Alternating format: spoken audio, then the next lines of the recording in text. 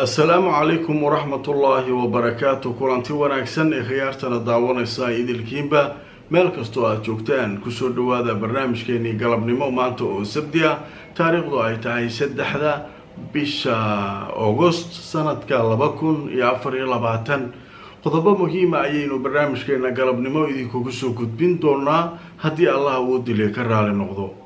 haddaba qodobada barnaamijkan idinku hayno waxay noqon doonaan wararkii ugu waaweynaa ee ka soo kordhay xaaladda gobolka Bariga Dhexe. ciidanka ilaalada kacaanka oo war cusub ka soo saaray qaabka loo dilay Ismaaciil Haniya arbacadii la soo dhaafay magaalada Tehran. waxaa soo kale barnaamijkan idinku haynaa Israa'iil oo wafdi u dirtay Masar oo ay ku jiraan madaxa sirdoonka dibadda iyo midka gudaha iyo saraakiil sare oo ka tirsan ciidamadeeda. maxay ka doonayaan Masar? haddaba tafaasiil ayaanu arintaa iyana idinkaga soo gudbin doonaa. waxaa soo kale barnaamijkan idinku haynaa ciidanka Israa'iil gabi ahaantiis oo loo diiday wax fasaxa inay qaataan maalmaha nagu soo aadan iyadoo la rumaysan yahay in dagaal ba'an lagu soo qaadi doono Israa'iil waqti ay noqotaba. haddaba waxaa soo kale barnaamijkan idinku hayaa afhayeenka ergada waddanka Iran u fadhiya qaramada midoobay oo hadal kulul jeediyay maruu la hadlayay warbaahinta Mareykanka. wuxuu sheegay Hezbollah inaysan u aabayeeli doonin meel ay joogaan dad rayida iyo dad aan rayid ahayn intaba. wuxuuna sheegay inay meel walba ka duqayn doonaan maalmaha soo socda Israa'iil. haddaba xaaladdu halkaas ayay maraysaa. waxay warar soo kordhay intaan ku jirnana waan idin la socodsiin doonaa. wanaagsan mar kale ay khiyaaray meel kastoo aad naga daawanaysaan kusoo dhawaada barnaamijkeeni galabnimo oo aan idinkugu soo gudbin doono macluumaad aad u xiiso badan oo aan filayo inaad kaga bogan doontaan wararkii ugu dambeeyay ee xaaladda gobolka Bariga Dhexe oo maalmahan aad u kacsan. waan hubaa inaynu mar walba wada socon doono haddii alla idmo wixii soo kordhana aan idin la socodsiin doono. haddaba qodobka ugu horeeya ee barnaamijkeena galabnimo maanta oo sabti ah wuxuu noqon doonaa ciidanka ilaalada kacaanka ayaa war soo saaray.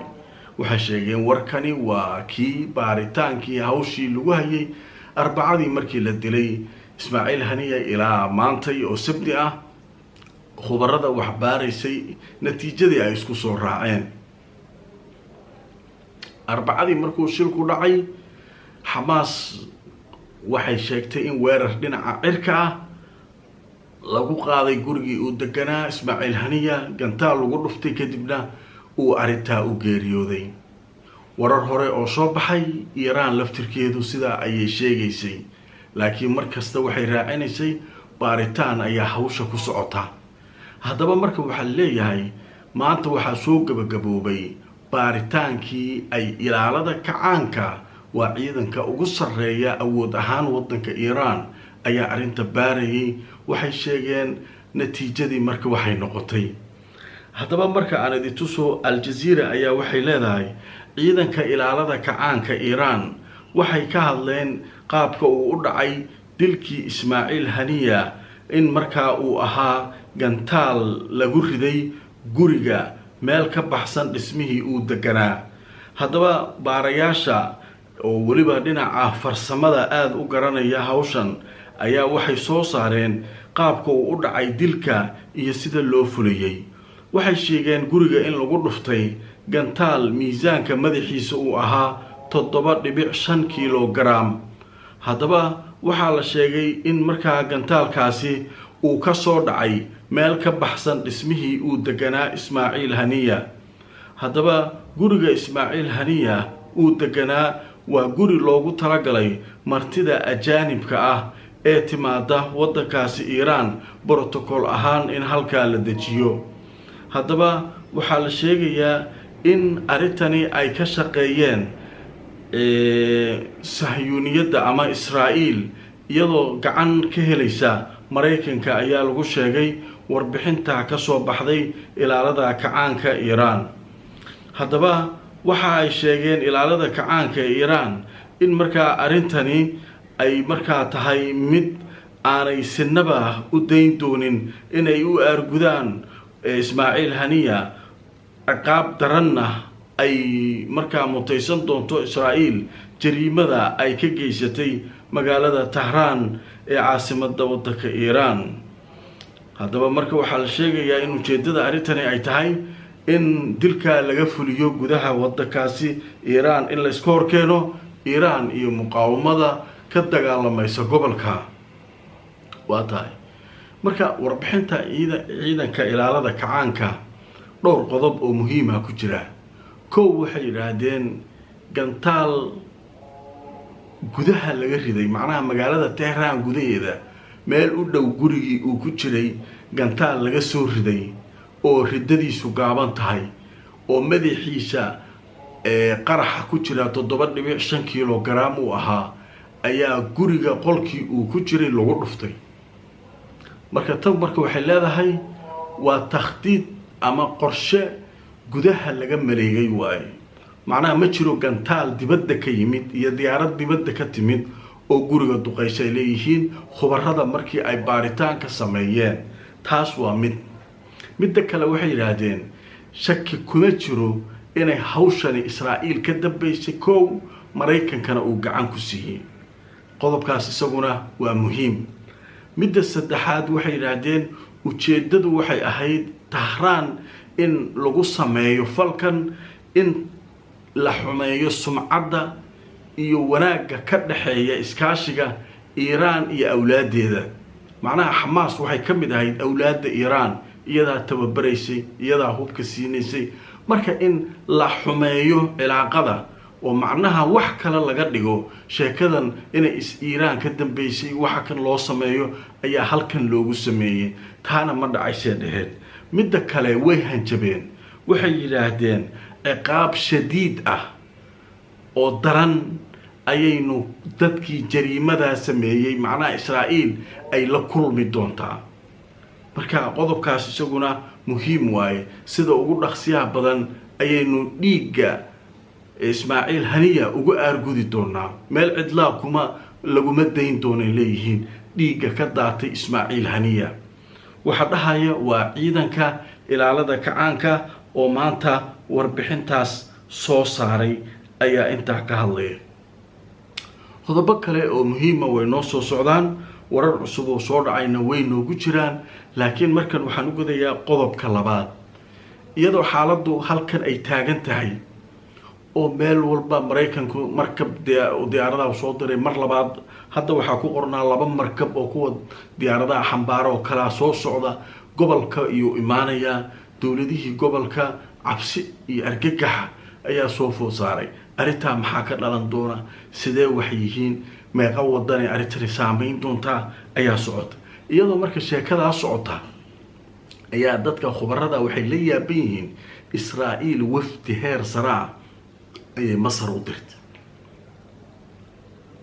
wafdiga maxaa ku jira taliyaha muusaad waa sirdoonka dibadda, taliyaha shabaag sirdoonka gudaha, saraakiil sare oo ciidamada ka tirsan israa'iil.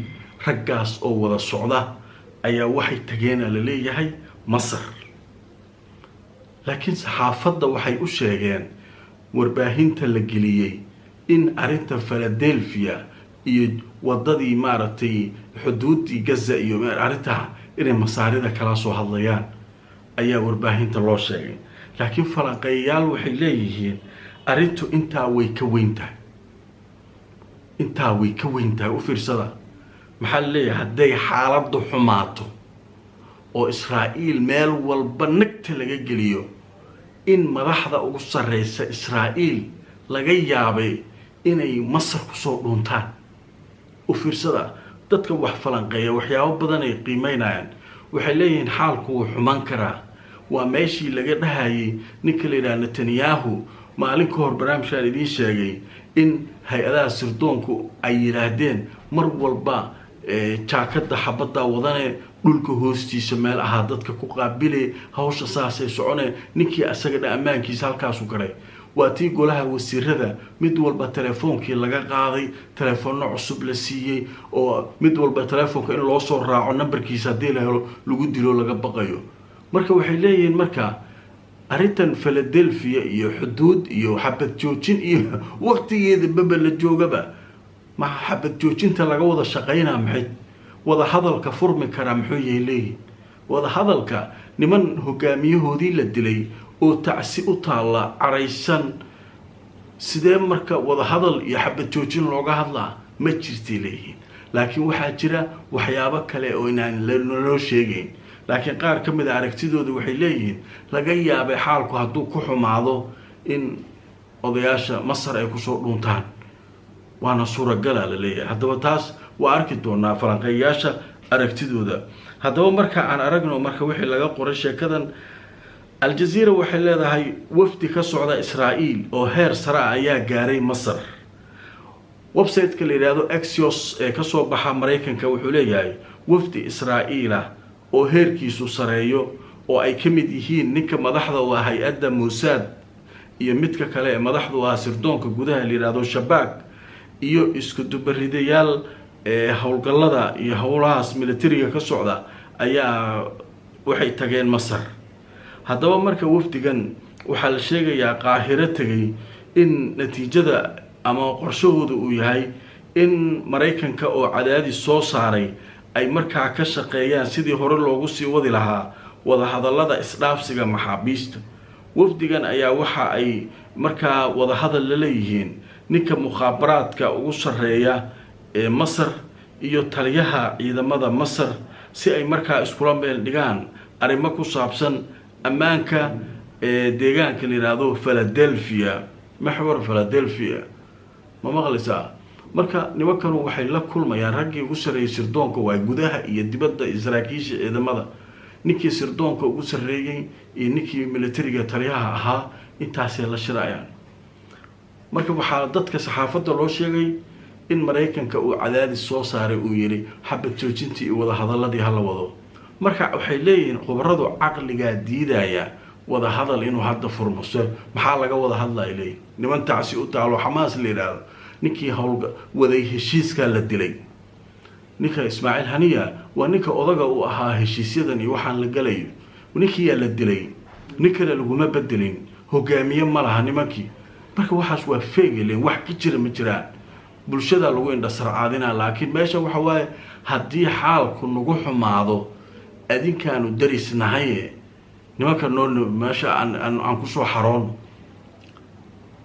ragga waaweyn aan halka keensano hadii Iran waxa ay soo ridayso wax loo adkeysan kara ay noqon waayaan oo la celin karo marka meesha aanu soo baxsano way leeyeen marka qodobkaas isaguna halkaas aan kaga gudbaynaa wixii cusub oo soo kordha waa arki doonaa qodobo kale oo xiiso leh ayaa noo soo socda waxaynu ku nasanaynaa qadar xayisiis waxaa dhammaanba bulshada reer UK rag iyo dumarba lala socotiinaya inay jiraan fursado shaqo oo la xiriira daryeelka caafimaad ee keerka fursadahaasi qiimaha badan waxaa bixinaya xarunta lagu magacaabo Sana Carers ee ku taala UK dad ayaa jiraya helaya fursado ay ku shaqeeyaan saacad dad ayaa habeenkii oo dhan shaqeyn karaya oo markaasi baahida la rabo dabooli karaya xaruntaasi Sana Carers waxa kale ay dadka ugu tala gashay in ay dadku la shaqeynayaan dadka markaasi baahida gaarka qaba oo ay guryahooda kula shaqeynayaan laakiin arrinta la yaabka leh wanaagsan waxa ay tahay in xaruntan Sana Carers iyo qofka shaqeynaya hay'ad u dhaxaynaysa aanay jirin taas oo macnaheedu yahay qofku lacagtiisa oo buuxda inuu qaadanayo la xiriir faahfaahin dheeraad si aad u heshid www.sanacarers.com waxaan nahay Gasasos Group waxaan idin diyaarinay goob dalxiis oo aad u weyn qurux badan waa dalka Finland dalxiiskaasi waxaad ka heli kartaa package muddo 5 sano ah sanad kastana waxaad helaysaa toddobaad lacag la'aan ah jiif quraac iyo weliba jimicsi Sona Hall Sports goob lagu ordo iyo dabaal dadka caafimaadka u yimaada in aan la raadino takhaatiir heer sare ah oo weliba takhasusaad kala duwan leh iyo shaqaale soo dhaweyn heer sare ah waxaa intaasi ku sii dheer gaari bilaash ah oo ka soo qaada airportka booqo website-keena oo nagala soo xiriir taleefanka waa tahay kulan wanaagsan khiyaarey mar kale meel kastoo aad joogtaan qaybihii dambe barnaamijkeena galabnimo maanta oo sabti ayaynu ku jirnaa waxaa noo soo socda afhayeenka ergada iiraan oo war kulul ka sii daayay maanta oo warbaahinta maraykanku ay aada uga hadlayaan. laakiin markan waxaan galaynaa israa'iil ciidankeediya waxaa la yidhi wax fasax qaadan kara male. ciidanku fasaxyay leeyihiin, dadaa marka fasaxyadoodu xilligan kusoo aadeen. marka waxaa leeyahay fasax ma jiro, waddanka xaalad xun u galay, in meel walbana laga soo weeraro aa laga yaabaa. askari marka la fasixi karo male. haddaba marka aan idintuso warbixintan oo ay qortay jariirad kasoo baxda israa'iil. jariiradda waxaa la yidhahdaa macaariif, waxay leedahay ciidanka israa'iil waxaa la go-aamiyey in la joojiyo fasaxyada guuto kasta ay dagaalamayso. wax fasaxa askarigooda inaan la siin karin. ciidanka israa'iil ayaa markaa joojiyey fasaxyadii guutooyinka dagaalka, waxaana la sheegay in la kordhiyey tababarada oo markaa la sameynayo hawsha ku saabsan ciidamada. ciidanka israa'iil waxa uu markan go-aamiyey in la ballaariyo waxyaabaha ku saabsan warshadaha dhinaca waqooyiga israa'iil 40 kilomitir u jira dhinaca xuduudda lubnaan. marka in markaa la yareeyo shaqada masaanicda ama maaragtay warshadaha dhinaca xuduudda lubnaan u dhow, wixii oo dhan waa lasoo yareynayaa oo shaqadii halkaa ka socotay dhan waa la yareynayaa si markaa difaac loo galo. xuduudda wixii hawl ah ee ka dhowaa oo dhan marka hawshaa waa la yareynayaa la leeyahay. marka hawshaasu halkaasay maraysaa. marka ciidankii wax fasaxa ma geli karaan le. wixii dhinaca lubnaan shaqo iyo hawl ku saabsanaana waa la yareynayaa. shaqooyinkii wixii dhan waa la yareynayaa si loo badbaadiyo dadka, maadaama dagaal culus laga filan karo dhinaca xisbullah. marka sheekada iyaduna halkaa ay maraysaa. qodobka ugu dambeeya barnaamijkeena galabnimo waxaynu ku faahfaahinaynaa ergada iiraan afhayeenay leeyihiin ee joogta qaramada midoobay. afhayeenkiya waxaa la weydiiyey maxay samayn doonaan nimankan la yidhaha xisbullah ee awlaadiina ka midka ah, aargudashadoodu maxay noqon doontaa. awal waxaynu ogeyn meel kooban oo xuduudda ah inay iyaga iyo israa'iil nagta isaga geliyaan. marka hadda maxay samayn doonaan? ninkii marka wuxuu leeyahay meel ay dayn doonaan male. rayd ha joogo, military ha joogo, dhul aysan garaaci doonin male. meel sheeg rabaanay garaacayaan. nimankan hadda israa'iil ayadaa bilowday inay bayruud duqayso, guri dad rayda degan yihiin duqayso, dad rayda disho. marka ayadaa bilowday. marka nimankan jawaabtooda meel kastay ka bixin karaan. waa la yaabay, macalinka weyn iyo xertiisu way yaabayiin, xataa rayd laba dhaafa ayaa socota. marka sheekadu marka waa isa soo taraysaa. haddaba aan idintusoo warbixin alcarabiya ay qortay. waxaa leeyahay afhayeenka ergada iiraan ee daa'imka ah ee ku sugan qaramada midoobay ayaa maanta oo sabti ah wuxuu sheegay jawaabta xisbullah ee markaa ay kaga jawaabayaan dilkii taliyahooda fu'aad shukri ee markaa oo ka mid ah hogaamiyaashoodii, in markaa uu noqon doono mid la garaaci doono dhammaan bartilmaameedyo rayda iyo kuwo military ah oo markaa gudaha israa'iil ku yaala. meel kastaa la duqeyn doonaa.